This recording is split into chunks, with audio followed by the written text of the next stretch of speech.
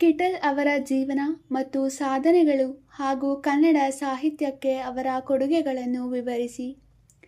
ಕನ್ನಡ ಭಾಷೆ ಮತ್ತು ಸಾಹಿತ್ಯದ ಬೆಳವಣಿಗೆಯಲ್ಲಿ ವಿದೇಶಿ ವಿದ್ವಾಂಸರು ಮಹತ್ವದ ಪಾತ್ರ ವಹಿಸಿದ್ದಾರೆ. ಅಂತಹ ಮಹಾನ್ ವಿದ್ವಾಂಸರಲ್ಲಿ ಫರ್ಡಿನೆಂಡ್ ಕಿಟಲ್ ಅವರು ಪ್ರಮುಖರು. ಜರ್ಮನ್ ಮೂಲದವರಾದರೂ ಕಿಟಲ್ ಅವರು ಕನ್ನಡ ಭಾಷೆಯನ್ನು ಆಳವಾಗಿ ಅಧ್ಯಯನ ಮಾಡಿ ಕನ್ನಡದ ಪದಸಂಪತ್ತು, ವ್ಯಾಕರಣ, ನುಡಿಗಟ್ಟುಗಳು ಮತ್ತು ಸಾಹಿತ್ಯದ ವೈಶಿಷ್ಟ್ಯಗಳನ್ನು ಅರಿತುಕೊಂಡಿದ್ದರು. ಕನ್ನಡವನ್ನು ಕೇವಲ ಕಲಿತುಕೊಂಡವರಾಗಿರದೆ ಅದರ ಬೆಳವಣಿಗೆಗೆ ತಮ್ಮ ಜೀವನವನ್ನೇ ಮುಡಿಪಾಗಿಟ್ಟ ಮಹಾನ್ ಕನ್ನಡಾಭಿಮಾನಿಯಾಗಿದ್ದರು. ವಿಶೇಷವಾಗಿ ಅವರು ರಚಿಸಿದ ಕನ್ನಡ ಇಂಗ್ಲಿಷ್ ನಿಘಂಟು ಕನ್ನಡ ಭಾಷೆಯ ಇತಿಹಾಸದಲ್ಲೇ ಅತ್ಯಂತ ಮಹತ್ವದ ಕೃತಿಯಾಗಿದೆ. ಕಿಟಲ್ ಅವರ ಜೀವನ. ಫರ್ಡಿನೆಂಡ್ ಕಿಟಲ್ ಅವರು ಜರ್ಮನಿಯಲ್ಲಿ 1832ರಲ್ಲಿ ಜನಿಸಿದರು. ಅವರು ಧಾರ್ಮಿಕ ಸೇವೆಯ ಉದ್ದೇಶದಿಂದ ಭಾರತಕ್ಕೆ ಬಂದರು. ಭಾರತಕ್ಕೆ ಬಂದ ನಂತರ ದಕ್ಷಿಣ ಭಾರತದ ಭಾಷೆಗಳು ಮತ್ತು ಸಂಸ್ಕೃತಿಯ ಬಗ್ಗೆ ಅವರಿಗೆ ಹೆಚ್ಚಿನ ಆಸಕ್ತಿ ಬೆಳೆಯಿತು. ಕರ್ನಾಟಕಕ್ಕೆ ಬಂದಾಗ ಕನ್ನಡ ಭಾಷೆಯ ಸೌಂದರ್ಯ ಮತ್ತು ವೈಶಿಷ್ಟ್ಯ ಅವರಿಗೆ ಬಹಳವಾಗಿ ಆಕರ್ಷಿಸಿತು. ಕಿಟಲ್ ಅವರು ಕನ್ನಡವನ್ನು ಸಾಮಾನ್ಯವಾಗಿ ಮಾತನಾಡುವ ಮಟ್ಟಿಗೆ ಮಾತ್ರ ಕಲಿಯಲಿಲ್ಲ. ಕನ್ನಡದ ವ್ಯಾಕರಣ, ಪದರಚನೆ, ನುಡಿಗಟ್ಟು, ದೇಶೀಯ ಪದಗಳು, ಪ್ರಾದೇಶಿಕ ಭಾಷಾ ಬಳಕೆ ಮತ್ತು ಸಾಹಿತ್ಯ ಇವುಗಳನ್ನು ಆಳವಾಗಿ ಅಧ್ಯಯನ ಮಾಡಿದರು. ಕನ್ನಡವನ್ನು ಚೆನ್ನಾಗಿ ಕಲಿಯಲು ಅವರು ಸಾಮಾನ್ಯ ಜನರೊಂದಿಗೆ ಬೆರೆತು ಅವರ ಮಾತುಗಳನ್ನು ಗಮನಿಸಿ ಕನ್ನಡದ ನೈಜ ಬಳಕೆಯನ್ನು ತಿಳಿದುಕೊಂಡರು. ಕನ್ನಡದ ಬಗ್ಗೆ ಅವರಿಗಿದ್ದ ಪ್ರೀತಿ ದಿನದಿಂದ ದಿನಕ್ಕೆ ಹೆಚ್ಚಾಯಿತು. ಕನ್ನಡದ ಅಧ್ಯಯನಕ್ಕಾಗಿ ಅವರು ಅನೇಕ ಕನ್ನಡ ಪಂಡಿತರ ಸಹಾಯವನ್ನು ಪಡೆದರು. ಕನ್ನಡದ ಪ್ರಾಚೀನ ಸಾಹಿತ್ಯ, ಜಾನಪದ ಭಾಷೆ ಹಾಗೂ ಆ ಕಾಲದಲ್ಲಿ ಬಳಕೆಯಲ್ಲಿದ್ದ ಪದಗಳನ್ನು ಸಂಗ್ರಹಿಸಿದರು. ಹೀಗೆ ಅವರು ಕನ್ನಡ ಭಾಷೆಯ ಕುರಿತು ಅಪಾರ ಜ್ಞಾನವನ್ನು ಸಂಪಾದಿಸಿದರು.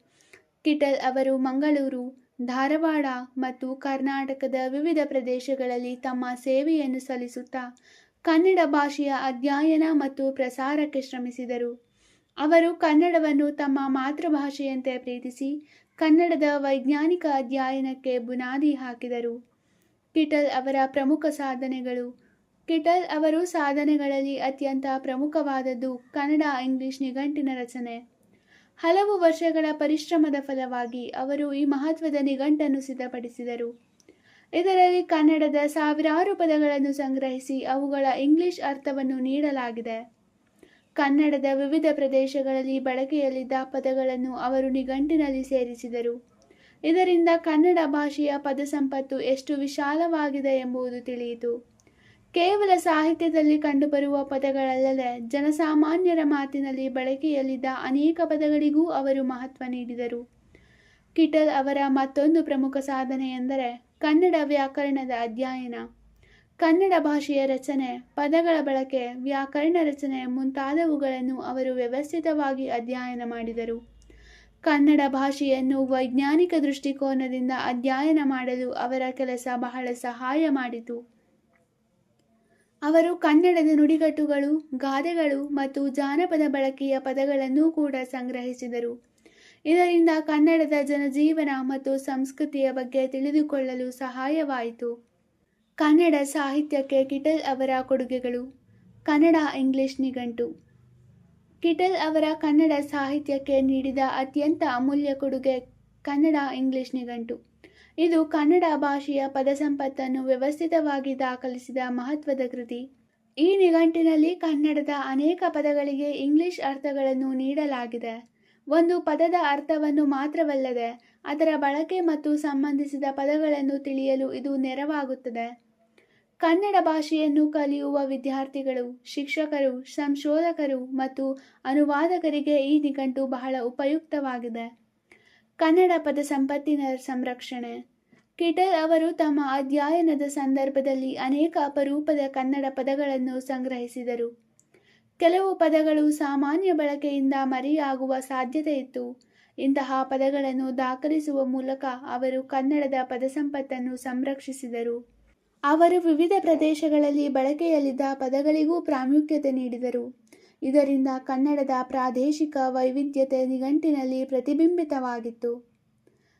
ಕನ್ನಡ ವ್ಯಾಕರಣದ ಅಧ್ಯಯನ.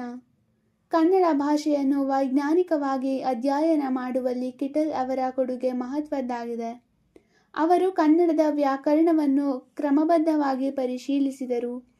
ಪದಗಳ ರಚನೆ, ವಿಭಕ್ತಿ, ಕ್ರಿಯಾಪದ, ವಾಕ್ಯರಚನೆ ಮುಂತಾದ ಭಾಷಾ ಅಂಶಗಳನ್ನು ಅಧ್ಯಯನ ಮಾಡುವ ಮೂಲಕ ಕನ್ನಡದ ವ್ಯಾಕರಣ ಅಧ್ಯಯನಕ್ಕೆ ಅವರು ನೆರವಾದರು.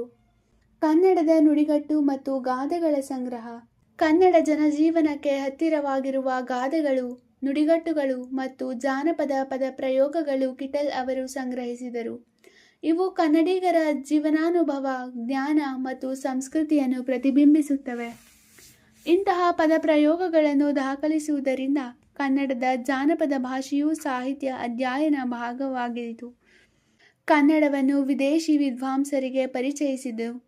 ಕಿಟಲ್ ಅವರು ಕೃತಿಗಳಿಂದ ಕನ್ನಡ ಭಾಷೆ ಕೇವಲ ಕರ್ನಾಟಕದೊಳಗೆ ಸೀಮಿತವಾಗದೆ ವಿದೇಶಿ ಭಾಷಾ ವಿದ್ವಾಂಸರ ಗಮನಕ್ಕೂ ಬಂದಿತು. ಕನ್ನಡದ ರಚನೆ, ಪದಸಂಪತ್ತು ಮತ್ತು ಸಾಹಿತ್ಯ ಶ್ರೀಮಂತಿಕೆಯನ್ನು ಅವರು ಜಗತ್ತಿಗೆ ಪರಿಚಯಿಸುವ ಕೆಲಸ ಮಾಡಿದರು.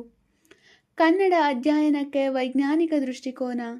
ಕಿಟಲ್ ಅವರು ಕನ್ನಡವನ್ನು ಕೇವಲ ಧಾರ್ಮಿಕ ಅಥವಾ ಸಾಮಾನ್ಯ ಭಾಷೆಯಾಗಿ ನೋಡದೆ ಅಧ್ಯಯನಕ್ಕೆ ಯೋಗ್ಯವಾದ ಸಮೃದ್ಧ ಭಾಷೆ ಎಂದು ಪರಿಗಣಿಸಿದರು.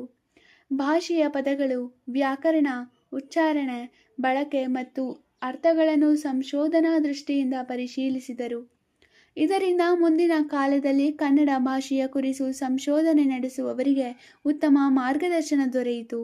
ಕನ್ನಡ ಸಾಹಿತ್ಯ ಕ್ಷೇತ್ರಕ್ಕೆ ಕಿಟಲ್ ಅವರ ಕೊಡುಗೆ ಹೇಗೆ ಉಪಯುಕ್ತವಾಗಿದೆ? ಕಿಟಲ್ ಅವರ ಕೊಡುಗೆ ಕನ್ನಡ ಸಾಹಿತ್ಯ ಕ್ಷೇತ್ರಕ್ಕೆ ಹಲವು ರೀತಿಯಲ್ಲಿ ಉಪಯುಕ್ತವಾಗಿದೆ. ಮೊದಲನೆಯದಾಗಿ, ಕನ್ನಡದ ಅಪಾರ ಪದಸಂಪತ್ತನ್ನು ಸಂಗ್ರಹಿಸಿ ದಾಖಲಿಸಿರುವುದು. ಅನೇಕ ಅಪರೂಪದ ಪದಗಳು ಇಂದಿಗೂ ಅಧ್ಯಯನಕ್ಕೆ ಲಭ್ಯವಿದೆ. ಎರಡನೆಯದಾಗಿ, ಕನ್ನಡ ಇಂಗ್ಲಿಷ್ ನಿಘಂಟಿನಿಂದ ಕನ್ನಡವನ್ನು ಕಲಿಯುವವರಿಗೆ ಮತ್ತು ಇಂಗ್ಲಿಷ್ ಮೂಲಕ ಕನ್ನಡದ ಅರ್ಥವನ್ನು ತಿಳಿದುಕೊಳ್ಳುವವರಿಗೆ ಹೆಚ್ಚಿನ ಅನುಕೂಲವಾಗಿದೆ. ಮೂರನೆಯದಾಗಿ, ಕನ್ನಡದ ವ್ಯಾಕರಣ ಮತ್ತು ಭಾಷಾ ರಚನೆ ಅಧ್ಯಯನಕ್ಕೆ ಅವರ ಕೃತಿಗಳು ನೆರವಾಗಿದೆ. ಭಾಷಾಶಾಸ್ತ್ರದ ವಿದ್ಯಾರ್ಥಿಗಳು ಮತ್ತು ಸಂಶೋಧಕರಿಗೆ ಅವರ ಕೆಲಸ ಬಹಳ ಮಹತ್ವದ್ದಾಗಿದೆ. ನಾಲ್ಕನೆಯದಾಗಿ, ಗಾದೆಗಳು, ನುಡಿಗಟ್ಟುಗಳು ಮತ್ತು ಜಾನಪದ ಪದಗಳನ್ನು ದಾಖಲಿಸಿರುವುದು ಕನ್ನಡದ ಜನಜೀವನ, ಸಂಸ್ಕೃತಿ ಮತ್ತು ಪರಂಪರೆಯನ್ನು ಅರಿಯಲು ಸಾಧ್ಯವಾಗಿದೆ. ಐದನೆಯದಾಗಿ, ಕನ್ನಡ ಸಾಹಿತ್ಯವನ್ನು ಅನ್ಯ ಭಾಷೆಯರಿಗೆ ಪರಿಚಯಿಸಲು ಅವರ ಕೆಲಸ ನೆರವಾಗಿದೆ. ಇದರಿಂದ ಕನ್ನಡದ ಶ್ರೀಮಂತಿಕೆಯನ್ನು ಹೊರ ಜಗತ್ತಿಗೆ ತಿಳಿಯುವ ಅವಕಾಶ ದೊರೆಯಿತು.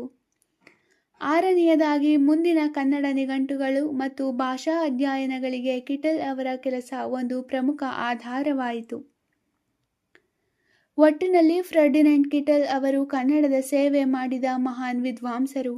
ಅವರು ಜರ್ಮನ್ ಮೂಲದವರಾಗಿದ್ದರೂ ಕನ್ನಡ ಭಾಷೆಯ ಮೇಲೆ ಅಪಾರ ಪ್ರೀತಿ ಮತ್ತು ಗೌರವ ಹೊಂದಿದ್ದರು. ಕನ್ನಡವನ್ನು ಆಳವಾಗಿ ಕಲಿತು ಅದರ ಪದಸಂಪತ್ತು, ವ್ಯಾಕರಣ, ನುಡಿಗಟ್ಟು, ಗಾದೆ ಮತ್ತು ಜಾನಪದ ಬಳಕೆಯನ್ನು ಅಧ್ಯಯನ ಮಾಡಿದರು. ಅವರ ಕನ್ನಡ ಇಂಗ್ಲಿಷ್ ನಿಘಂಟು ಕನ್ನಡ ಭಾಷೆಯ ಅಮೂಲ್ಯ ಆಸ್ತಿಯಾಗಿದೆ. ಕನ್ನಡದ ಪದಸಂಪತ್ತನ್ನು ಸಂರಕ್ಷಿಸುವುದರ ಜೊತೆಗೆ ಕನ್ನಡ ಭಾಷೆಯ ವೈಜ್ಞಾನಿಕ ಅಧ್ಯಯನಕ್ಕೂ ಅವರು ಬುನಾದಿ ಹಾಕಿದರು. ವಿದ್ಯಾರ್ಥಿಗಳು, ಶಿಕ್ಷಕರು, ಲೇಖಕರು, ಅನುವಾದಕರು ಹಾಗೂ ಸಂಶೋಧಕರಿಗೆ ಅವರ ಕೃತಿಗಳು ಇಂದಿಗೂ ಉಪಯುಕ್ತವಾಗಿವೆ. ಹೀಗಾಗಿ ಕಿಟಲ್ ಅವರು ಕನ್ನಡಿಗರಲ್ಲದಿದ್ದರೂ ಕನ್ನಡದ ನಿಜವಾದ ಸೇವಕರಾಗಿ ಕನ್ನಡದ ಸಾಹಿತ್ಯ ಮತ್ತು ಭಾಷೆಯ ಇತಿಹಾಸದಲ್ಲಿ ಶಾಶ್ವತ ಸ್ಥಾನ ಪಡೆದಿದ್ದಾರೆ. ಅವರ ಜೀವನ ಮತ್ತು ಸಾಧನೆಗಳು ಕನ್ನಡದ ಮೇಲಿನ ಪ್ರೀತಿ, ಭಾಷಾ ಅಧ್ಯಯನದ ಆಸಕ್ತಿ ಮತ್ತು ನಿರಂತರ ಪರಿಶ್ರಮಕ್ಕೆ ಅತ್ಯುತ್ತಮ ಉದಾಹರಣೆಯಾಗಿವೆ. ಈ ಎಲ್ಲವೂ ಕಿಟಲ್ ಅವರ ಜೀವನ ಮತ್ತು ಸಾಧನೆಗಳು ಹಾಗೂ ಕನ್ನಡ ಸಾಹಿತ್ಯಕ್ಕೆ ಅವರು ಕೊಟ್ಟ ಕೊಡುಗೆಗಳಾಗಿವೆ.